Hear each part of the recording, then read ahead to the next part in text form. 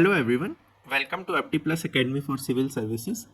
So in this video, we are going to discuss a very important topic, that is how to approach philosophical essays, especially for OPSC OS Mains 2025. So recently, as you all know, that UPSC Mains essay paper was conducted, and all the 8 topics, they were abstract philosophical in nature. So since OPSC has been following the UPSC trends, so we expect कि in the OPSC essay paper also we are going to face similar kind of topics. So let's begin now. तो यहाँ पर एक चीज़ जो समझने की ज़रूरत है, that for the next half an hour or so, whatever discussion we are going to have, here we are not going to give you any list of essay topics. ठीक है, तो आपको अब तक ये समझ आ जाना चाहिए कि lists are useless in this paper. ठीक है, and I will show this to you within the 5 minutes. What we are going to provide you is a method. So this is very important. We are going to give you a method कि भाई approach कैसे करना है अगर इस तरीके का topic आता है.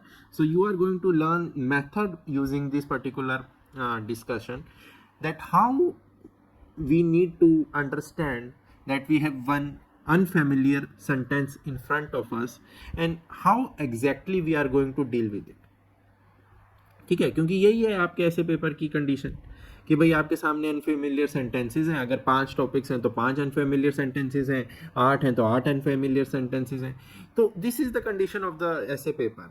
तो जैसे ही आप एग्ज़ाम हॉल में बैठते हो और अपने सामने वो लाइन्स पढ़ते हो, वो टॉपिक्स पढ़ते हो जो आपने आज तक कभी देखे नहीं हैं, सो उन 5 मिनट में आप क्या करने वाले हो, जो शुरू के 5 मिनट में, that is going to decide your entire ऐसे paper.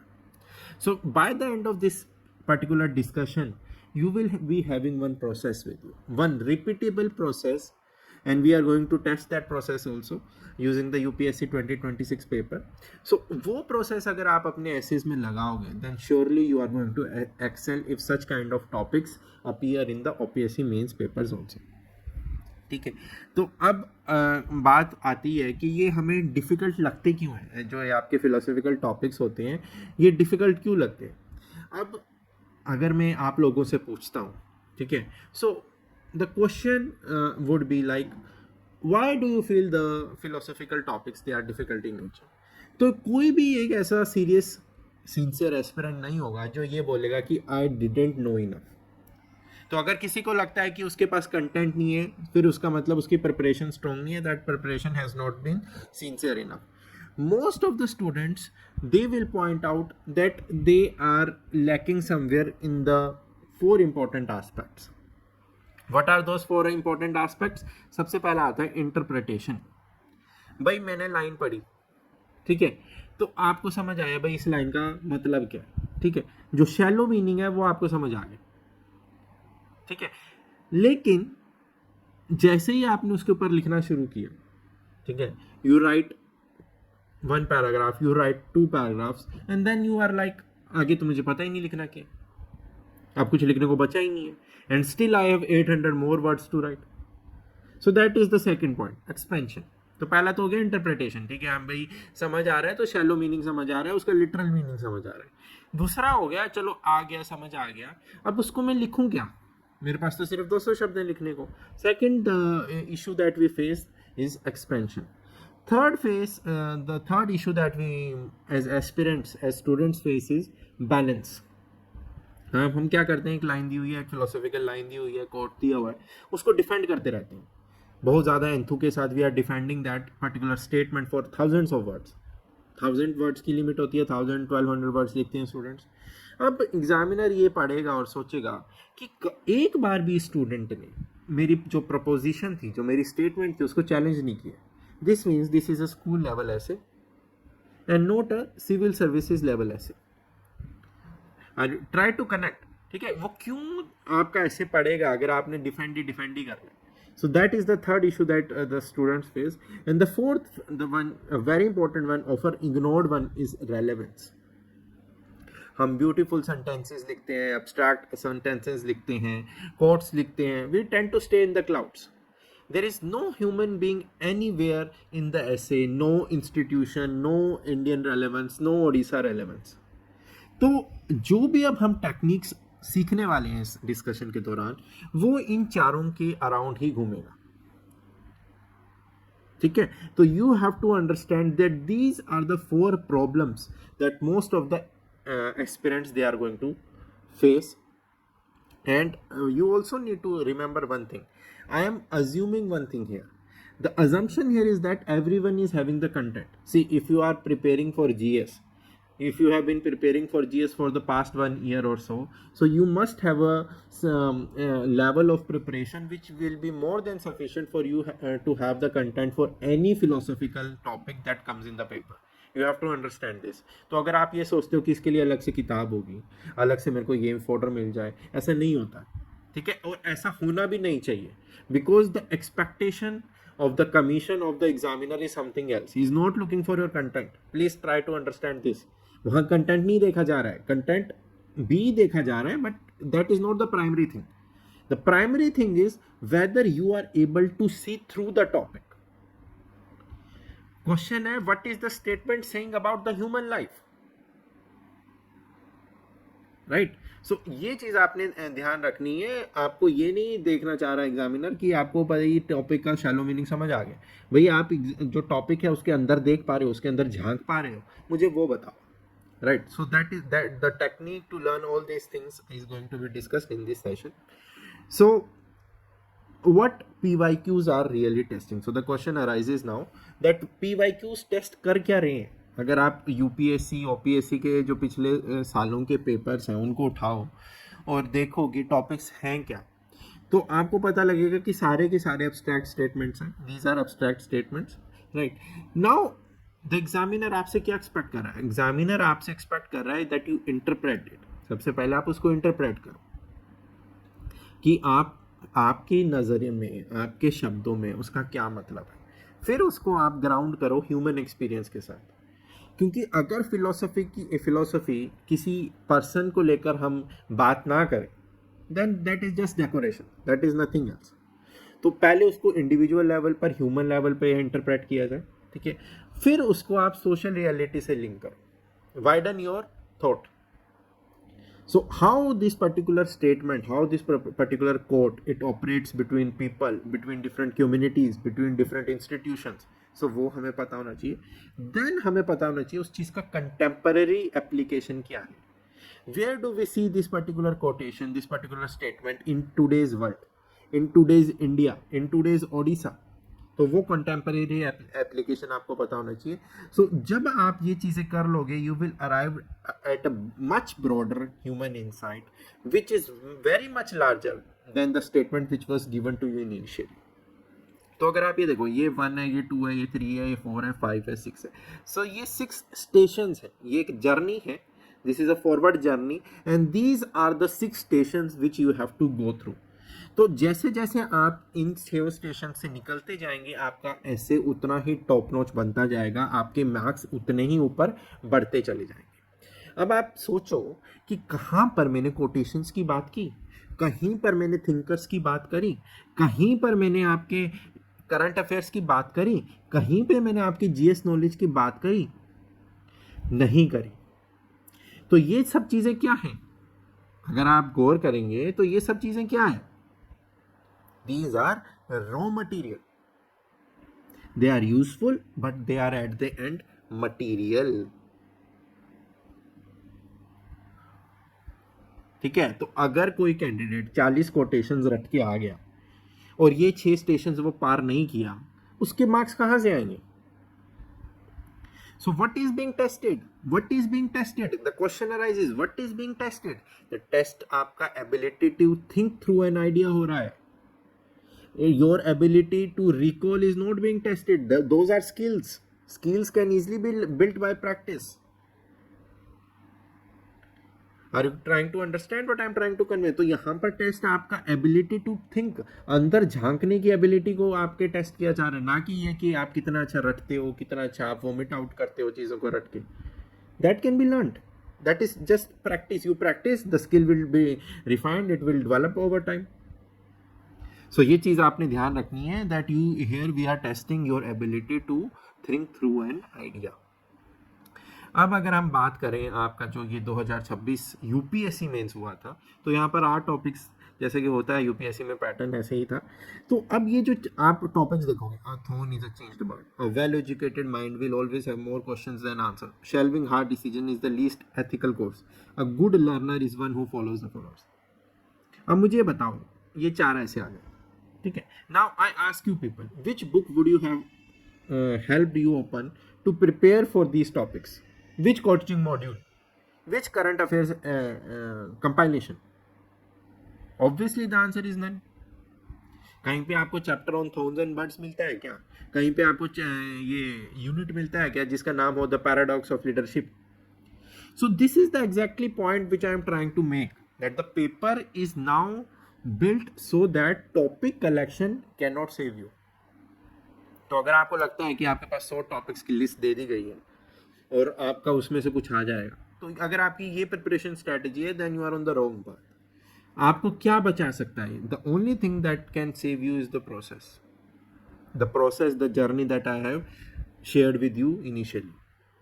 So what you have to do, you have to decode the sentence first, interpret it, ठीक है, decode the sentence, interpret it, interrogate the particular sentence with questions, expand it across dimensions, ठीक है, argue a position, arguments, then synthesize it into insight. तो ये कितने बने? 6। So 6 verbs are there.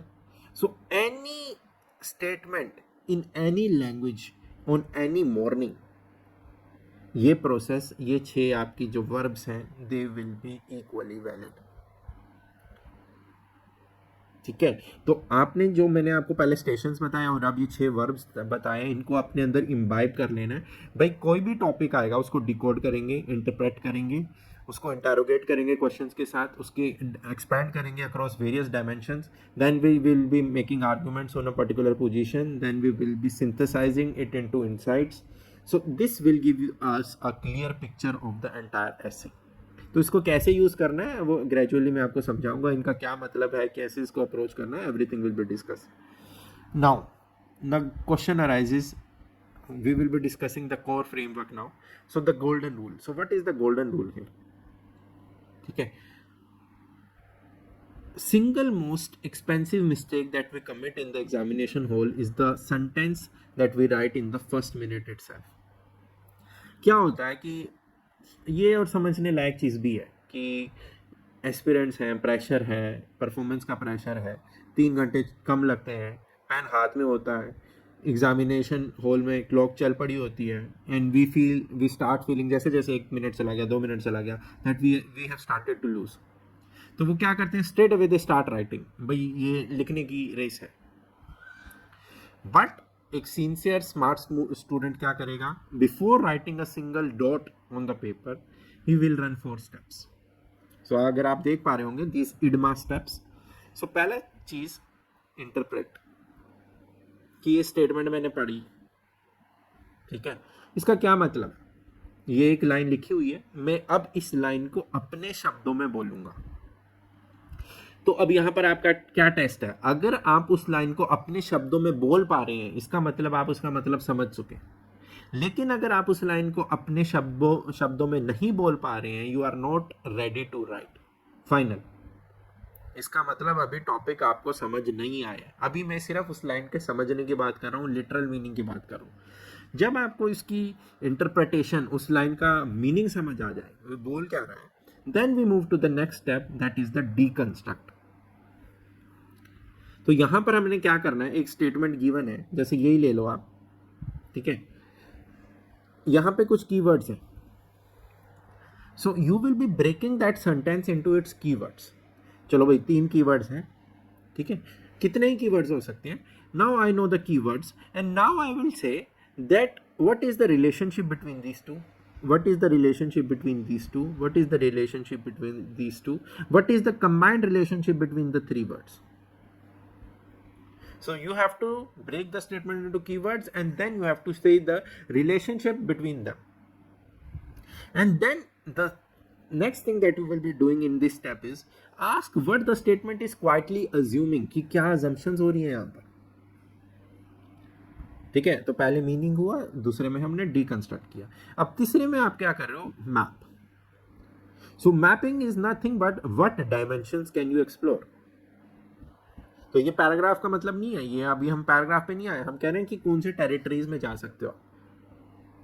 Then argue, what is my central thesis, what is the one claim that I am, this particular topic is trying to defend. ठीक है, तो अब ये इडमा steps में आपको 5 मिनट लगने चाहिए. तो 1 मिनट डिकोड करने में, 1 मिनट इंटरप्रेट करने में, 2 मिनट आपने जो ये ब्रेनस्टॉर्मिंग करनी है और 1 मिनट स्केलेटन तैयार करने में. तो ये 5 मिनट में आपका ये पूरी की पूरी एक्सरसाइज हो जानी चाहिए. Now, one important thing, this you have to do on the rough pages which are given in your answer booklet. Please do not do this in your head. ठीक है, क्योंकि जो चीज़ हम दिमाग से सोचते हैं इट evaporates immediately, लेकिन जो लिखा होगा वो हमारे सामने होगा. और ये भी चीज़ ध्यान रखना कि ये जो 5 मिनट है ये आपके अगले 90 मिनट्स डिसाइड कर देंगे. सो 5 minutes of thinking will save your 90 minutes of drifting. जो अगर आप बिना सोचे समझे ऐसे लिखने वाले थे, अगर आपने 5 मिनट की एक्सरसाइज कर ली तो आपका ऐसे कभी ड्रिफ्ट कर ही नहीं सकता. Right, so let's move ahead now. So the step 1 now, let's discuss this in detail. Decoding. ठीक है, डिकोड करना है. आप डिकोड कर रहे हैं तो टॉपिक यही उठा लेते हैं, अथोन इज अ चेंज्ड बर्ड. ठीक है, तो क्या करेंगे, एस्पिरेंट्स ने, कैंडिडेट्स ने एग्जाम हॉल में पढ़ा अथोन इज अ चेंज्ड बर्ड. भाई ये तो डिफिकल्टीज के ऊपर है, लाइफ में डिफिकल्टीज फेस करनी होती है उसके ऊपर है. ऐसे चलो लिखना शुरू करते हैं. Now what is happening here, you are giving a summary, shallow meaning, जिसको मैं शैलो मीनिंग बोलता हूँ. सो यहाँ पर आपने सेंटेंस पढ़ा और आपने उसकी समरी बनाई और लिखना शुरू कर दिया. तो आपने एग्जामिनर को क्या बताया कि भाई मैं तो समरी पे अटक गया, मैं तो इंटरप्रिटेशन किया ही नहीं. So you will not be rewarded for such kind of ऐसे. तो जब डिकोडिंग करनी है तो decoding has to be done across various aspects. Like अब आप खुद देखना शुरू करोगे कि जैसे मैंने लिटरल किया कि लिटरल मीनिंग क्या है. तो भाई थोन लिखा हुआ है, बड लिखा हुआ है. ठीक है, तो हमें पता है भाई बड होता है, फिर फ्लावर आता है, फिर थोन आता है. ठीक है, a bud becomes a flower, a bud can also become a thorn. So same plant is there, same stem is there, same stem is there, same origin is there, but can be different being. So that is the literal meaning if we talk in terms of botany. अब अगर मैं इसको बात करूं metaphor के रूप में, ठीक है, so here what is happening, that something which began as a promise, something which began as a beauty has the potential to become something painful, something defensive. क्यों, अब थोन हम जैसे ही वर्ड सुनते हैं, ठीक है, और ये हमारा एक ह्यूमन साइकोलॉजी भी है. भाई थोन मतलब कांटा, कांटा मतलब दुख, पेन, वन डायमेंशनल. भाई आपके लिए दुख है, आपके लिए कांटा है, आपके लिए पेन है, दूसरे के लिए तो वो डिफेंस भी है. थोर्नी बुशेस क्यों होती हैं, ज्योग्राफी आप अपनी लेके आओ पिक्चर में, क्यों होती हैं थोर्नी बुशेस. भाई कीड़े मकोड़ों को दूर रखने के लिए, एनिमीज को दूर रखने के लिए. सो there are multiple dimensions to each keyword. So metaphor के रूप में देखें तो कुछ अगर ब्यूटी था, प्रोमिस, जिसमें प्रोमिस लग रही थी, that something which was beautiful, something of potential can appear to be something painful और डिफेंसिव लेटर ऑन. ये हो गया मेटाफर के रूप में. फिलोसॉफिकल के रूप में क्या देखेंगे कि चेंज होता है, जो change is something which not only modifies one particular thing, it can also alter what the thing is. तो उसका नेचर भी बदल रहा है, उसका मीनिंग भी बदल रहा है. So that is the philosophical angle. Now come to the human angle. So इंसान है, इंसान कोई भी एडवर्सिटी को फेस करता है, तो उस एडवर्सिटी की वजह से इंसान चेंज हो जाता है. And we have seen this in real life also. Similarly comfort, तो कंफर्ट हो अगर किसी की लाइफ में, बंदा पहले कुछ था, पैसे आने के बाद फिर कुछ बन जाता है, पॉवर्टी में कुछ और बन जाता है. So what we become is shaped by what we are passing through.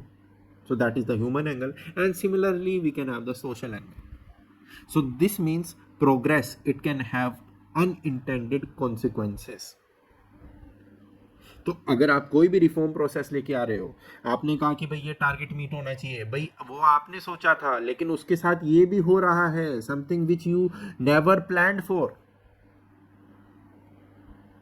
सो क्या निष्कर्ष निकल के आ रहा है? निष्कर्ष ये निकल के आ रहा है that transformation is not always destruction. So what appears to be something we are losing, something which may be lost, may simply be another form of change. Right? So this is the core idea. So see कैसे हमने, और आप जब भी topic आएगा आपको इन्हीं dimensions के थ्रू उसको ब्रेक डाउन करना है, डिकोड करना है. सो here we are not just pinpointing the summary, we are interpreting we are decoding the topic. Right? Moving ahead. So this is the 5-layer interpretation model जो आपने अब हर जगह लगाना है. Right? So starting with the first one, that is the literal meaning. What does it directly say? Philosophical, what does it say about life? What values and choices follow? That is the ethical dimension. Social, political में how does it work in institutions? And contemporary में what do we see it today? ठीक है. तो इस तरीके से आपने dimensions को जो मैंने आपको अभी डिस्कस की है उसको इंटरप्रेट करना है थ्रू डिफरेंट लेयर्स. अब आप यहाँ पर एक चीज़ देखोगे that we have notice these shapes. ये अगर आपने देखे होंगे ब्लॉक्स की शेप्स, ठीक है, ये वाली, ठीक है. Each layer is wider than the above it. तो ये कोई डेकोरेशन नहीं है, इसका सिग्निफिकेंस है कि मतलब यहाँ से हम नैरो पे थे और जैसे जैसे मैं आगे बढ़ रहा हूँ हमारे जो अप्रोच है दैट इज गेटिंग वाइडन.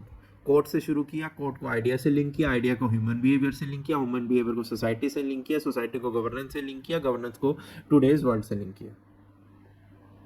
तो अब डेली ड्रिल क्या होनी चाहिए आपकी? What should be the daily drill for you? 5 minutes every morning, take any line, newspaper उठाओ, न्यूज़पेपर एडिटोरियल उठाओ, किताब उठाओ, फिल्म उठाओ और उस पे ये 5 लेयर्स अप्लाई करो. जब आप ये डेली करोगे 1 महीने तक, आप देखोगे जितने भी अनफेमिलियर टॉपिक्स जो आपको डराते थे वो अब आपको डराना बंद कर देंगे. So this is the very important thing that you have to understand that how to have this proper interpretation. ठीक है. Next we have the expand. ठीक है कि भाई वर्ड लिमिट है, ठीक है, हमें टॉपिक समझ आ गया है, हमने उसको डिकोड कर लिया, इंटरप्रेट कर लिया, उसको एक्सपैंड भी करना है. कैसे करेंगे? ठीक है. तो अब यहाँ पर चीज़ें कुछ कुछ रिपीट होती हुई दिखेंगी क्योंकि हमने बहुत सारी चीज़ें ऑलरेडी डिस्कस कर ली हैं. So the first thing is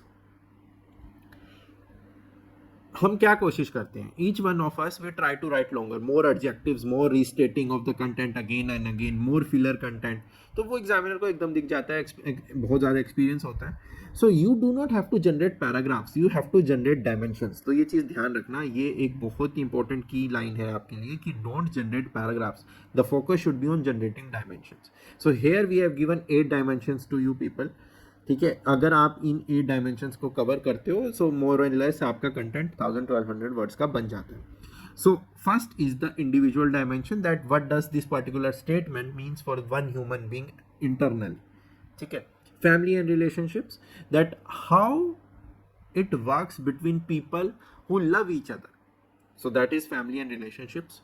society में आपका कम्युनिटीज, कास्ट, कल्चर, नॉर्म्स, वो सब आप चीज़ें कवर कर सकते हैं. इकोनॉमी में you can cover what the statement means with respect to markets, with respect to growth, with respect to livelihood, work etcetera, वो सब कवर हो जाएगा. पॉलिटिक्स एंड गवर्नेंस में आपका इंस्टीट्यूशंस, एडमिनिस्ट्रेशन, पावर, उन सब की बात करोगे. Ethics, right and wrong, duty, conscience, वो आ जाएंगी. Science, tech and environment, your planet around us, the machines, the latest technology, वो सब चीज़ें. International and civilizational, so nations, cultures, history का क्रोनोलॉजिकल ऑर्डर. सो अगर ये 8 टेरिटरीज को आप हर एक को 1 या 2 पैराग्राफ भी दोगे, ठीक है, and then you multiply this with time. ठीक है. ये सारी डायमेंशंस को you multiply with time also, the past, present, future. So you can just imagine कितना content you can generate. So do the arithmetic yourself, 8 dimensions across 3 time frames. अब issue ये हो जाएगा, अब इशू ये नहीं है कि क्या लिखूं, अब इशू ये हो जाएगा कि क्या छोड़ूं. ठीक है, अब ये तो हो गया। अब आता है सबसे बड़ा सवाल, और जहां पर हम अटक जाते हैं। वी जब हमने ये सारी डायमेंशंस की बात करी, now we will start writing it as a GS answer, क्योंकि हमने यही प्रैक्टिस किया हुआ है भाई, जीएस आंसर क्यों ऐसे ही लिखते हैं डायमेंशंस को। ठीक है, we will start writing a GS answer wearing essay's clothes. Economic dimensions को 3 पॉइंट दे दो, गवर्नेंस को 3 पॉइंट दे दो, एनवायरमेंट को 2 पॉइंट दे दो, कंक्लूजन लिख दो, हो गया, ऐसे खत्म। You should remember that these dimensions are the skeleton. ठीक है, लेकिन अगर अब इस स्केलेटन को हमने ऐसे में कन्वर्ट करना है तो हमें इन 5 चीजों का ध्यान रखना होगा। Now what are these 5 things? Number 1, depth. So you have to go beneath the obvious meaning. ठीक है, depth, show the depth to the examiner. Second, width, multiple dimensions explore करनी है। ये नहीं कि एक ही डायमेंशंस को 3 बार एक्सप्लोर कर दिया, that is not width. Third, reflections. ठीक है, keep asking what this particular thing means for the human beings. जो ह्यूमन एंगल है that should be reflected in your एसे। ठीक है, बैलेंस, एक्नॉलेज करना कि कॉन्ट्राडिक्शंस हैं। अगर आप कोई केस प्रेजेंट कर रहे हो और बोल रहे हो कि ये ठीक है, ये मेरा आर्ग्यूमेंट है, लेकिन इसके काउंटर आर्ग्यूमेंट्स भी हैं, and you are acknowledge that those counter arguments exist, so that is balance. And synthesis is कि जहां से हमने शुरू किया, suppose this star is where we started from, and now we are at this star, see how far we have travelled. तो we have arrived at something which is much larger from where we started. ठीक है, तो अब अगर किसी को doubt हो रहा है, so here if you see, GS answer क्या बताता है, व्हाट आर द इश्यूज। ठीक है, इश्यूज बता दी, वो कोई ये नहीं कहता उनके अंदर झांको।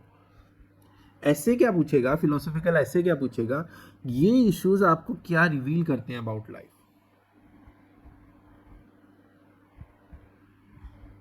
ठीक है, तो आप अपना पैराग्राफ आपने लिखा, अगर आपको लगा कि आपने सिर्फ इश्यूज लिस्ट कर दिए, and majority of the students do this only, भाई इश्यूज लिस्ट कर दिए, तो आपको उसी टाइम समझ जाना चाहिए कि आप you have wandered away, you have drifted from the demand of the topic. ठीक है, so next, so every essay needs a spine, so that comes from the fourth step, which is to argue.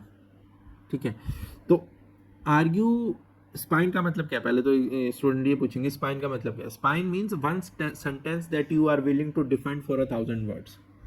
ठीक है, अब अगर आपने देखा होगा कि ये आपका टॉपिक था, well educated mind will always have more questions than answers, this was in 2026। So a weak thesis would be that education is important for the society. It is true, ठीक है, but it is worthless. Why it is worthless? Because it is making no claim. ये एक ऐसी line है जिससे कोई disagree कर ही नहीं सकता। भाई जब ये डिसएग्री करने वाली लाइन ही नहीं है, मैं क्यों पढ़ूं? Why would I tend to read such a essay? तो एग्जामिनर को ये बोरिंग लगेगा। Now I say education cultivates curiosity, humility, the courage to question. अब जब मैं ऐसी चीज पढ़ूंगा तो मेरे को एकदम से होगा, this is one claim that the student is making, but this can be argued against.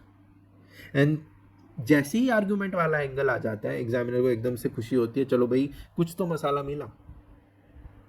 ठीक है, तो यहां पर आपको एकदम से आ जाएगा कि 2 डायमेंशंस आ गई।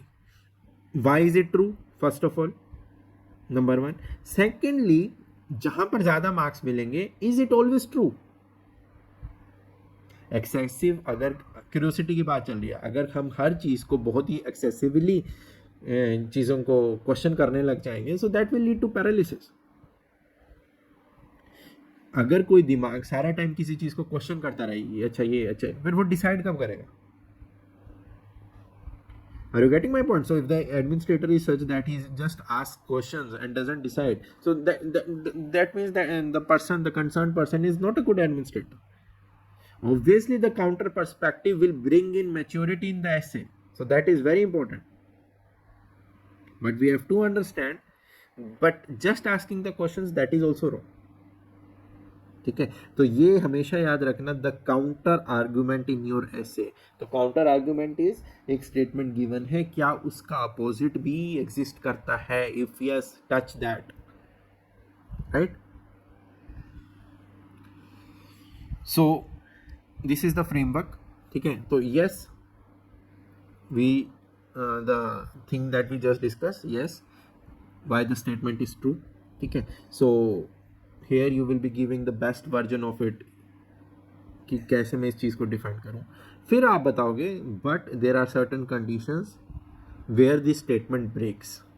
तो आपको यहाँ पर क्या करना है, we have to find those conditions where this particular statement breaks, and finally this will be the counter argument. जिस अगर मैं इसको आर्गूमेंट बोल रहा हूँ, इसको बोल रहा हूँ counter argument. And here now comes the final claim therefore वाला, ठीक है, जहां पर हमें एक बैलेंस बिठाना पड़ेगा कि where will be stating a position where both the things survive, we are not compromising, ठीक है, इस चीज को ध्यान रखना। वी आर जस्ट कंबाइनिंग, कि दोनों को कंबाइन करके क्या निष्कर्ष निकलता है वो हम यहां पर बताएंगे। So very important thing, always look for the counter argument and try to present it in this manner, ठीक है। so this is the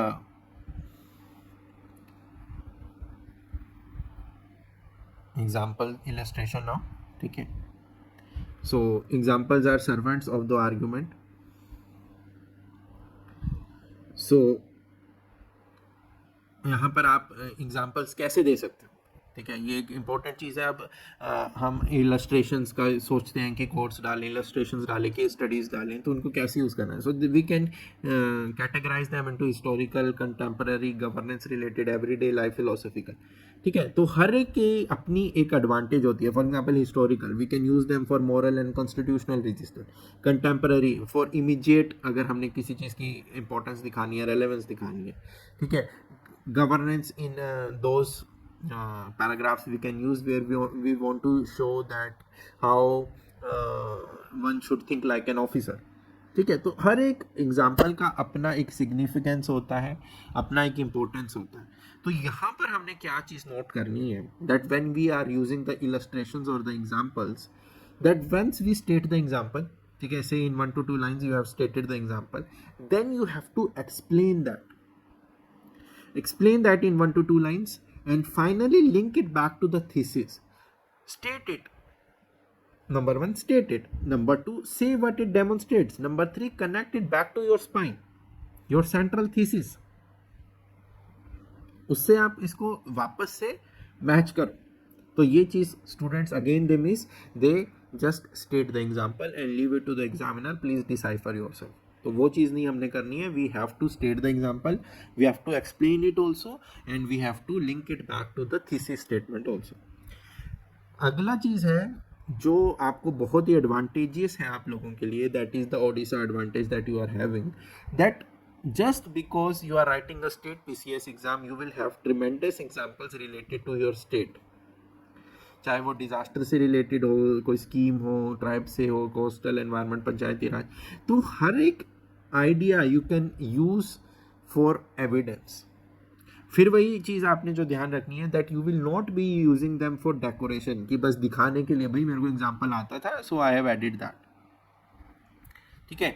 just because you are writing an OPSC exam, you are mentioning the Odisha example, so that will not fetch you marks.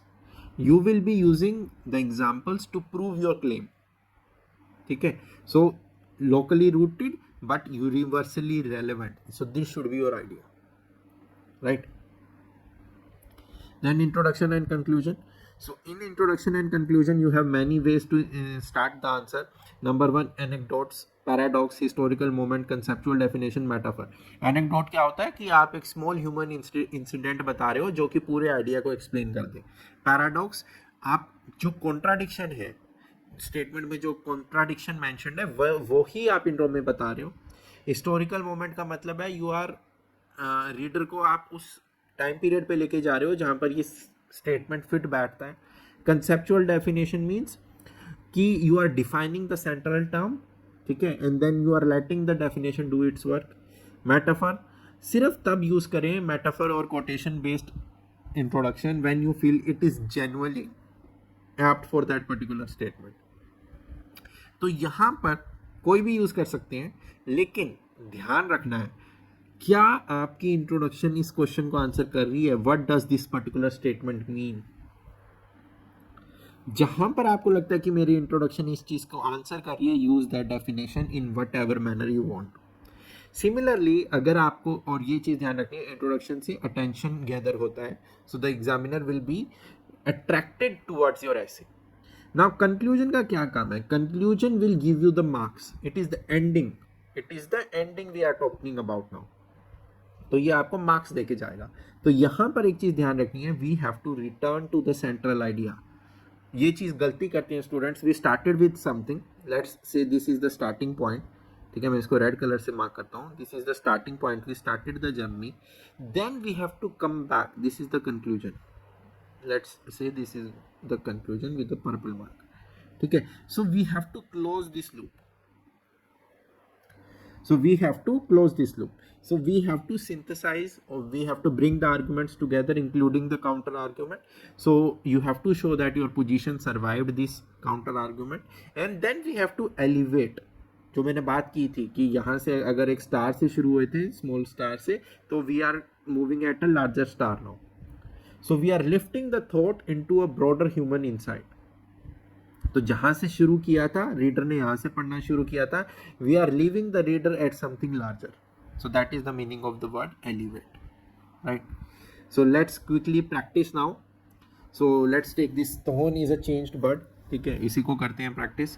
सो अब अगर एक चीज देखें, अगर हम पहला स्टेप क्या अपना कि we will be decoding. So decode the statement. ठीक है, सो बर्ड का मतलब पोटेंशियल हो सकता है, थोन का मतलब प्रोटेक्शन, पेन हो सकता है, चेंज का मतलब ट्रांसफॉर्मेशन हो सकता है. So we are breaking it into parts and defining each one of them, each of the keywords. ठीक है, तो इसके और भी मतलब हो सकते हैं. So bird can be beauty, beginning, promise. ठीक है, thorn can be protection, pain, adaptation, defence.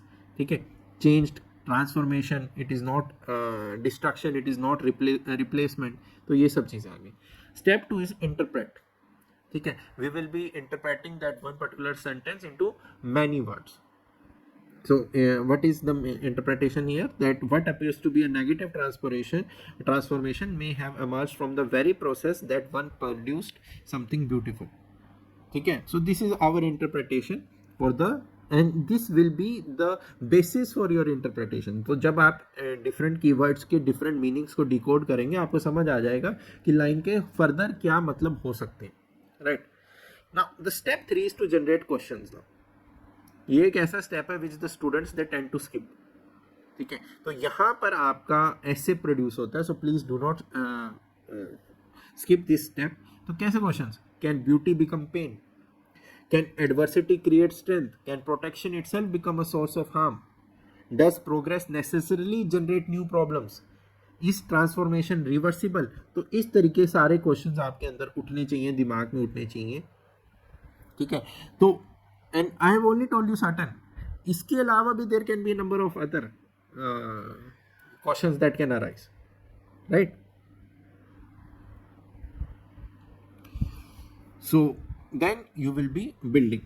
ठीक है, the dimensions, individual dimensions, relationship, society, economy, reform, technology, environment, governance. ठीक है, so each of the dimensions it will tell you some particular significance will be there. say मैं अगर बात करूँ relationships की, ठीक है, so same emotion that it can get transformed. trust बन गया betrayal, love it transforms into possessiveness. ठीक है, इंडिविजुअल लेवल पे failure is turning into resilience, pain into maturity. जितना ज़्यादा पेन आ रहा है उतने ज़्यादा मैच्योर बन रहा है इंसान. ठीक है, तो दीज डायमेंशंस. तो आप एक चीज़ नोट कर रहे हो, हमने कहीं भी कोई जीएस नॉलेज नहीं लेके आ रहे, हमने कहीं पे कोई कंटेंट शीट को रेफर नहीं किया. We are just following one process. अब जब मैं इस सबको कन्वर्ज करूँगा, ठीक है, निष्कर्ष निकाल के आऊंगा, then the synthesis sentence will come. One central synthesis, that is that the thorn and the bird they are not opposites, they are just stages of the same transformation. तो इसका क्या मतलब है, विजडम ये नहीं है कि हम एक साइड को चूज करें कि भाई या तो हम पेन को चूज करें या ब्यूटी को चेंज करें. The wisdom lies in understanding the change. Wisdom lies in understanding the change. So that is the important central thesis, right? So next, तो हमने क्या देखा पिछले टॉपिक में, that one sentence was there, we opened it into 8 dimensions step by step, and the all the 8 dimensions they were held together by just one central thesis, which was the final line that I spoke about. So this is the entire method that you have to do on any topic that appears in the examination. So here a good leader is one who follows the leaders. ठीक है, तो अब यहाँ पर हम क्या करेंगे, this is the second topic again from UPSC 2026 only. तो यहाँ पर थोड़ी सी जो टेक्निक है उसको हम चेंज करेंगे. Here we will be taking the paradox. ठीक है, पैराडॉक्स टेक्निक यूज करते हैं. ठीक है, तो यहाँ पर जो इंटरप्रिटेशन है that is easy, that a leader is not merely a person who gives orders, fine. But अगर हम यहीं पे रुक गए then that will become a school ऐसे.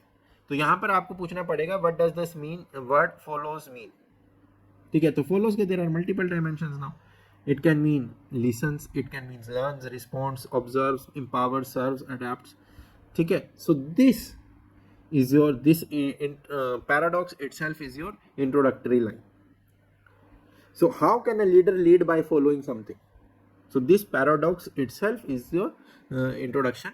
So the thesis here would be that true leadership is not imposition of direction from above. It is the ability to understand the aspirations of the people, of those who are being led, and to translate their aspirations, their collective wisdom into purposeful action. तो यही होता है एक leader. भाई आपके पास आप 5 लोग हैं, ठीक है, आप एक लीडर हो, आपके नीचे 5 लोग काम करते हैं. तो लीडर वो नहीं है जो ऊपर से चीजों को थोपना. A leader is one who will listen to them, learn from them, learn from their aspirations, understand their aspirations, and seeing the broader objectives, he will then translate their collective wisdom into purposeful action. So that is the true leader. So this was a very easy topic.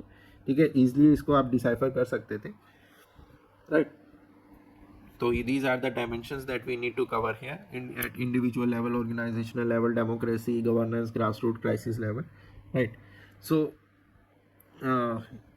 these were the 6 dimensions. Now on the basis of these 6 dimensions we arrive at the synthesis point that listening does not cost a leader authority, it gives them authority, it gives the authority a legitimate direction. So this is also self-explanatory only, but here a counter argument also exists, that following is not obeying.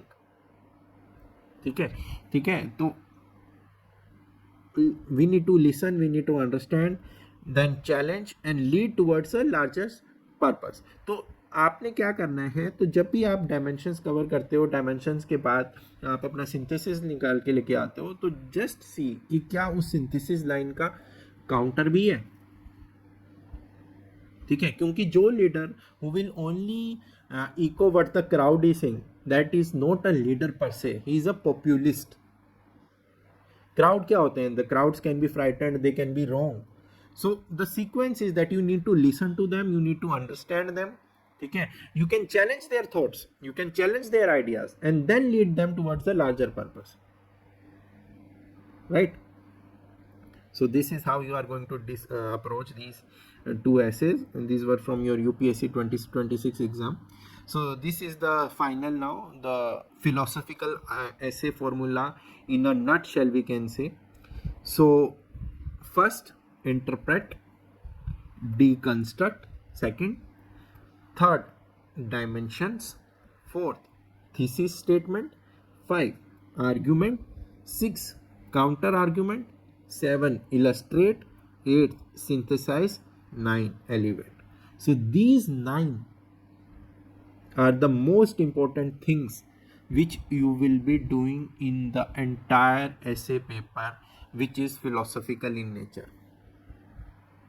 तो इनको अपने अंदर imbibe कर लो, इनको अपने अंदर अच्छे से सम्मिलित कर लो कि कोई भी फिलोसॉफिकल ऐसे आएगा, मैं ये 9 steps I have to follow religiously,